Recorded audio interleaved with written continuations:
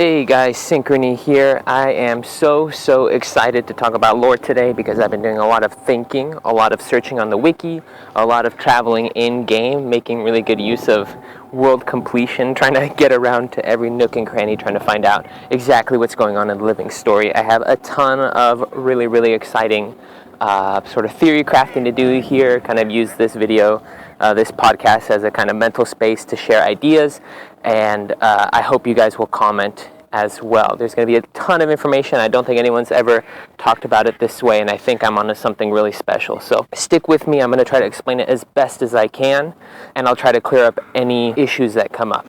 I elaborate on some kind of newer ideas in my last video. I'm going to summarize those here, but I make some assumptions in this video that I go into much more detail in my previous video, so if you want more explanation, you can check that out as well. So just to recap in what I think is going on in the living story, in her story, what Scarlet saw, we see Scarlet is obsessed with the eternal alchemy. She's obsessed in trying to understand how the eternal alchemy works, and that we also see that the eternal alchemy is a key to transcend time and space, to really have access to the bounty of the universe, or the multiverse, however you want to think about it. I mentioned in the last video that Scarlet sees the thaumanova reactor as a way of gaining access to the eternal alchemy, transcending space and time, accessing alternate realities. And we've seen that in my video and in Wood and Potatoes video as well. He does a really good job of explaining that. And Scarlet is trying to harness the power of the reactor. We know the power comes from the husks in the Toxel Bog in the Brisbane Wildlands. So we have those husks, and the highest concentration of the other husks are right next to Twilight Arbor, suggesting that that was the reason why Scarlet teamed up with the Nightmare Court. Teaming up with the Nightmare Court in Twilight Arbor gave Scarlet really easy access to a lot of really powerful energy sources to build her reactor. Now at this point, now that's just recap, right? That's pretty much everything I said in my last video. Now we have the crate involved, and that just adds a whole another layer of like mystery and intrigue and trying to find out what exactly is going on. But also, we still don't have a lot of answers about what Scarlet's endgame is. What is she actually trying to do? I'm going to try to address this in this video. Okay, you guys need to hang on with me because it's going to be a wild ride, okay? Now, the crate are known for a few things.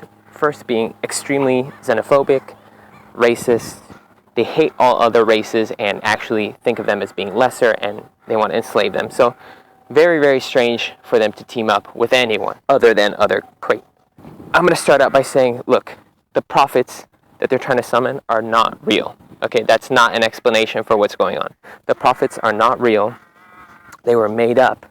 ArenaNet has said this explicitly. The prophets are not a real thing. The crate in power make that up so that they stay in power.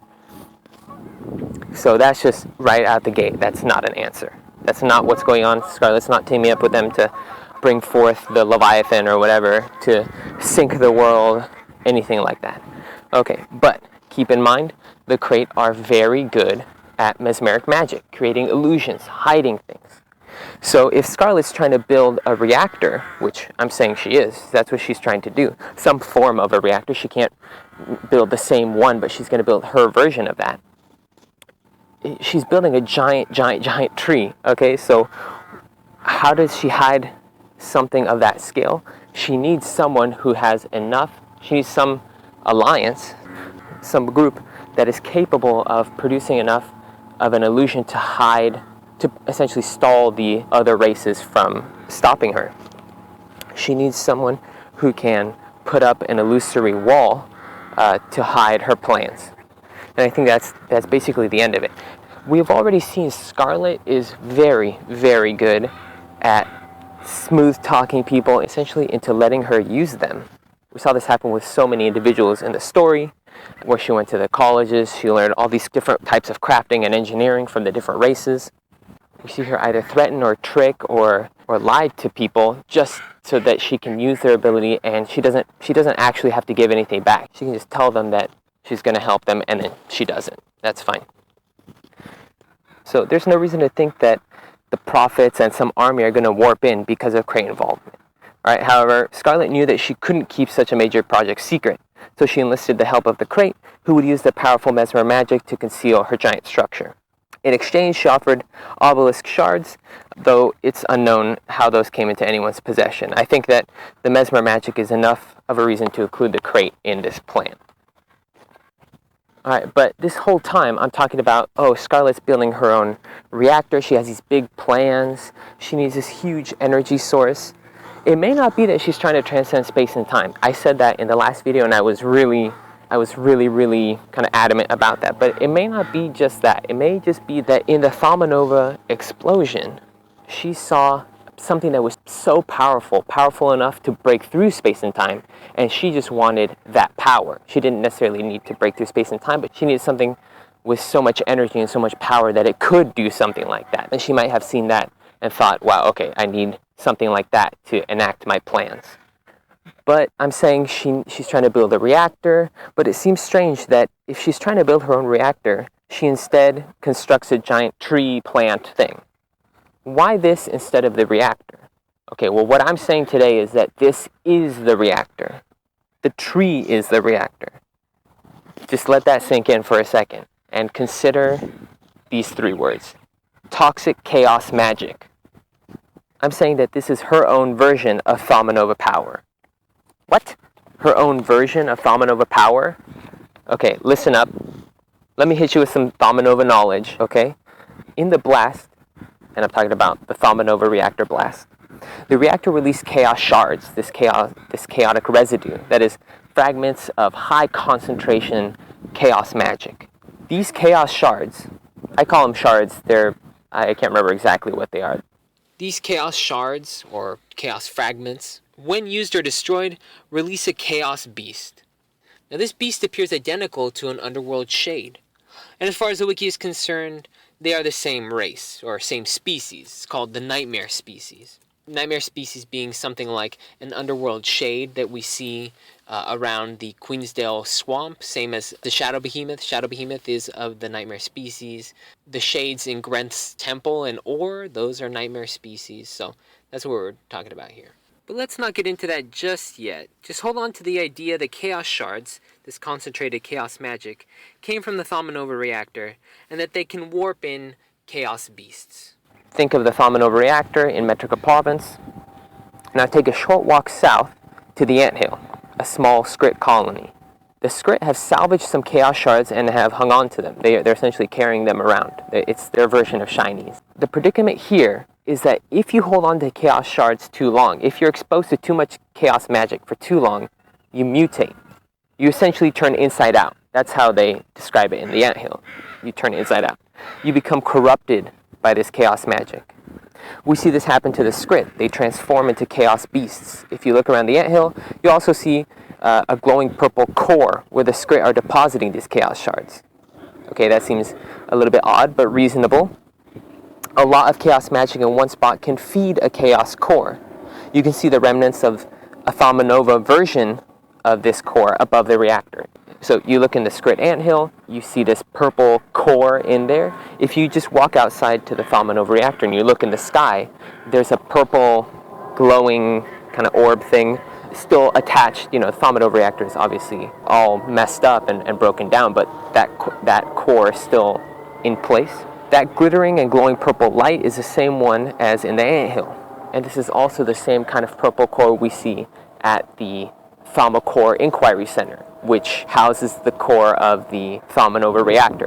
That's where they develop the power of the thaumanova reactor and store the cores. Okay, cool connection, but so what? Take a look at the preview video. There's a spherical object that looks oddly like one of the purple cores. And remember where that power comes from. Husks. It's not completely clear if she saps the power from the more treant style husks like in the Toxel Bog, or from the jungle worm style husks. Possibly both. It's not clear.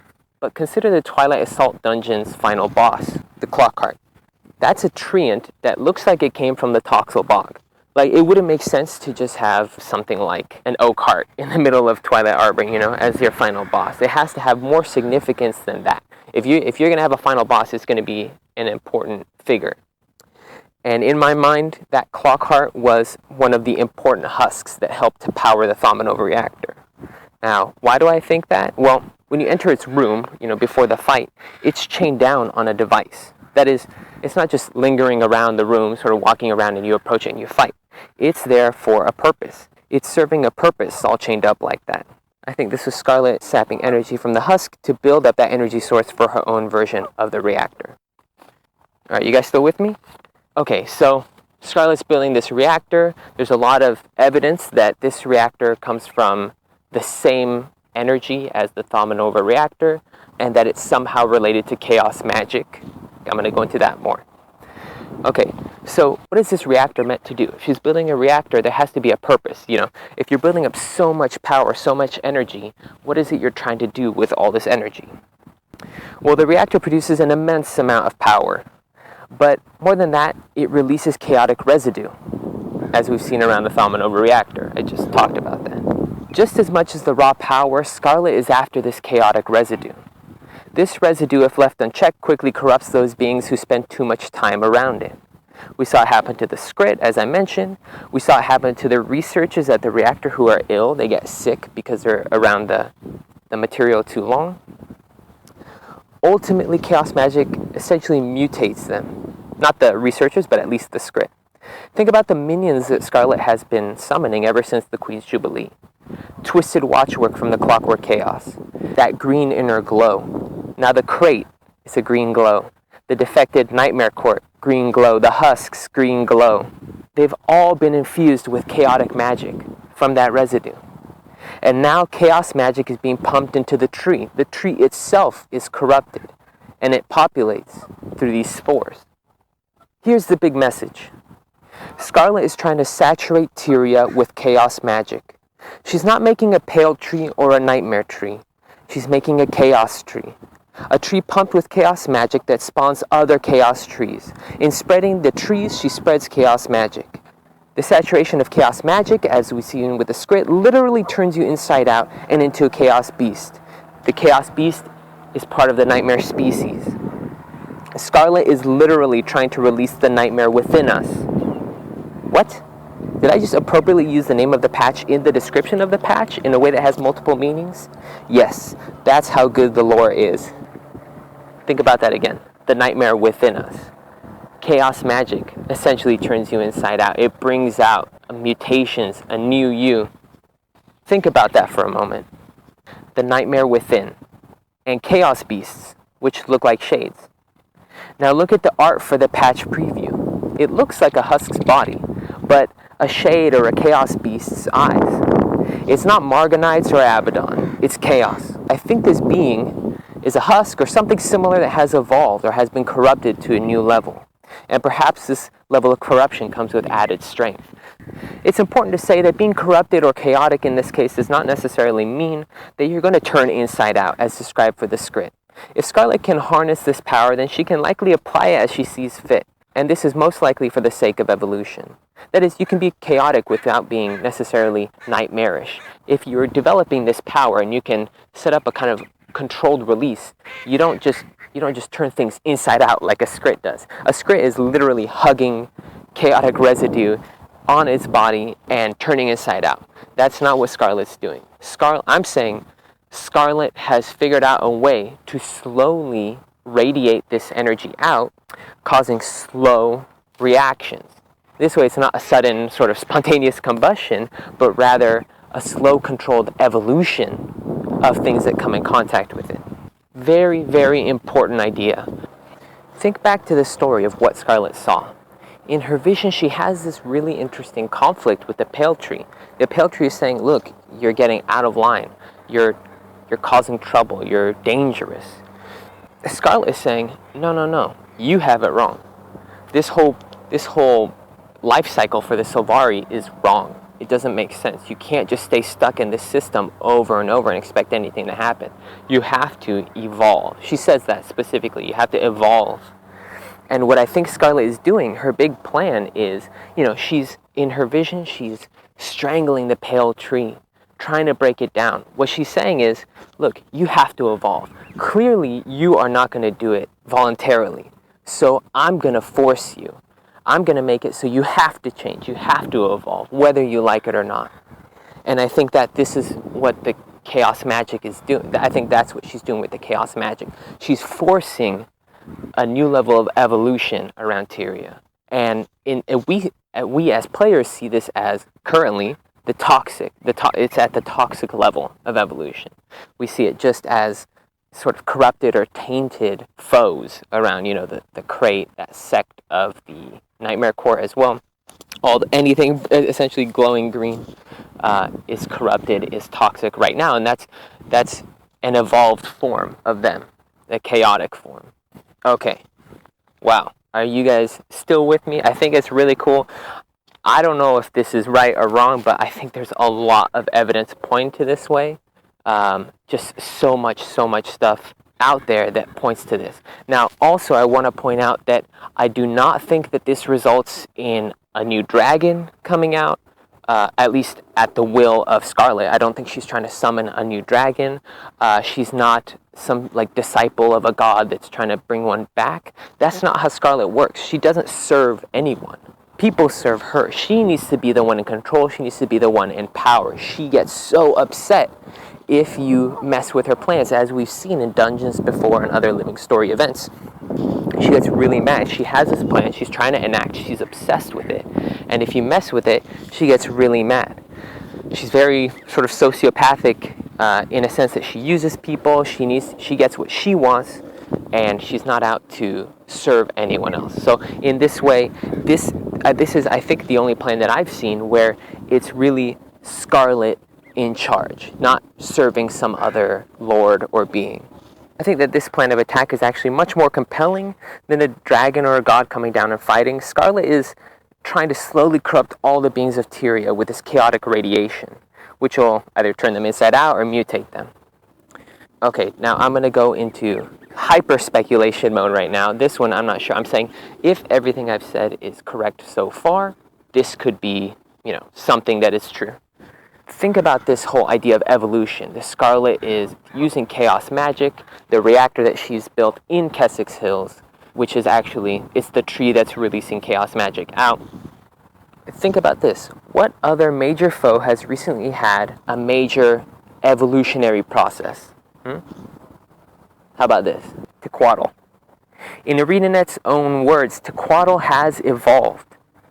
And take a look at his ascended weapon drops, the new skins that came out when Tequatl Rising Patch came out. They're black with green glows and a nightmarish smoke. They look like, essentially, if you took a Chaos Beast and formed it into a weapon, that's what it looks like. It looks like it could be part of the Nightmare Tower, the Nightmare Within patch release. That's the kind of skin that we see. ArenaNet has also said that the Tequatl revamp would tie into the lore, and I think this is how. Scarlet found a way to focus her toxic, chaotic magic and change Tequatl. Now, that's pretty scary. If that's true, then she has the power to significantly alter a dragon champion. If she can do that, then over time, she might be able to gain control of some of the other champions, things like Shatterer, Claw, anything like that, and really be in charge of some serious chaos, for lack of a better word, in Tyria. One other thing I want to address really briefly is a lot of people, myself included, look to the portals, Scarlet's portals that she's used in her entire campaign as a hint to something that's happening in the living story, something that's, serves a greater purpose. The thing is, if you point to any of the portals as being, oh, look at this portal that comes up, that means this is probably involved, it's really hard to pin that down because we've seen such a variety of portals from Scarlet, like the Flame Legion portal in the Flame and Frost. In this Toxic Alliance patch, we start seeing something that looks like an underworld portal. It's actually not, the portal itself is not labeled. If you try to click on it, nothing comes up. It's identical to an underworld portal in that it's green, the same hue, same textures, all that. It just doesn't have that name. And we see Toxic Alliance coming out of it. If it had a name, I might say more, but it doesn't, so it's really hard to pin down. We've also seen kind of more generic looking portals with, I think the Sky Pirates used those, and we also see them kind of in the Toxic Alliance dynamic events. In Keswick's Hills, we see these these kind of strange, like smaller portals, and then a much larger version of that portal in the sky. So it's really hard to say that just because a certain kind of portal is around, just because a certain kind of portal is used in some of Scarlet's storylines, we can't really point to it as being a major player. For example, I took the underworld portal, or what I think is an underworld portal used by Scarlet, and I was thinking, oh, maybe Grenth, maybe Abaddon, all these things, trying to link it back to that. I don't think that's the case. So to all of you who want to point to portals and say, oh, look, because of this portal, this is involved, hang on to that. I don't think that's what's happening, just based on what I think are other stronger theories. And I just wanted to preemptively mention that because I feel like I'm going to see that a lot in the comments. And if you still think that there's a reasonable explanation for the portals or some really integral role for them, as on the greater scale in Scarlet's plan, then please comment and include some explanation. I really would love to read some of that. Otherwise, I'm going to say portals are not as big of a deal as we think they are. They're just a tool that she uses, just as everything else is basically just a tool. All the people she uses, all the devices she uses, and all the technology she uses, portals included, are not part of necessarily a greater storyline, but just part of the chaos she creates. All right, guys, I'm going to cut it off there. I think I went through a lot. I think it's a really cool idea. I want to hear your guys' feedback. What kind of holes can you poke in this theory, and what doesn't make sense? I want to try to address everything, and I want to hear your guys' ideas. All right, thank you guys so much for watching and listening. I'll see you next time.